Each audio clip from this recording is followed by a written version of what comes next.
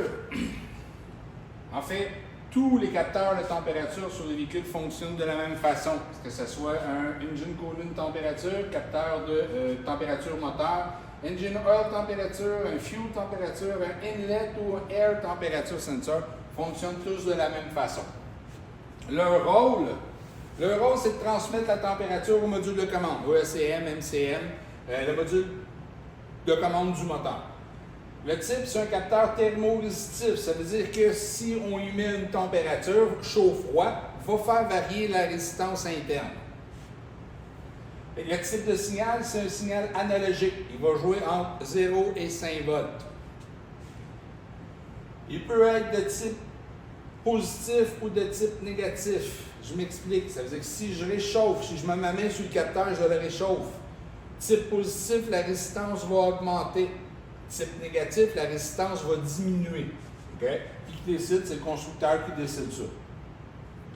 Fait que le fonctionnement interne du capteur, bien, à l'intérieur, on a deux types de métal différents.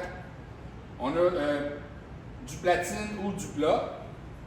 Si je réchauffe l'extrémité qui a été soudée entre elles, il va se créer un déplacement d'électrons. C'est une de nos forces perturbatrices qu'on a vues. Fait que lui ici, il va créer un déplacement d'électrons.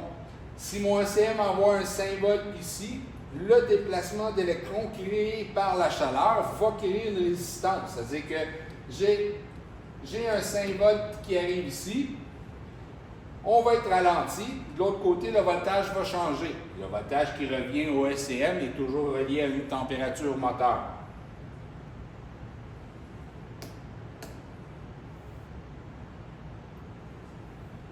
Fait que ça ici, c'est mon premier type de capteur.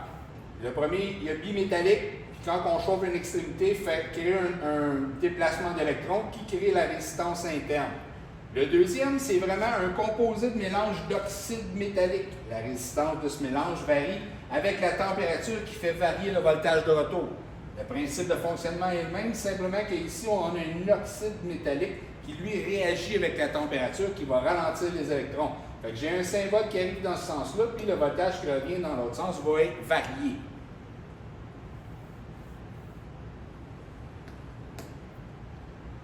Fait que si on regarde ça électriquement avec le schéma, j'ai mon ECM, okay?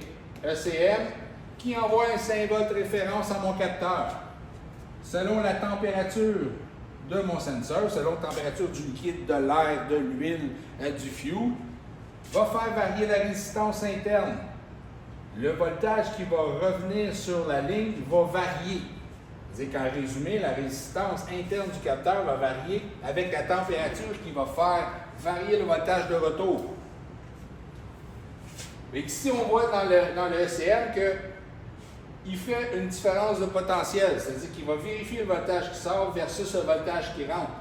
Jamais le ECM veut voir 5 volts et puis 0 volts. S'il voit 5 volts ici, il va coder high voltage. S'il voit 0 volts ici, il va coder low voltage.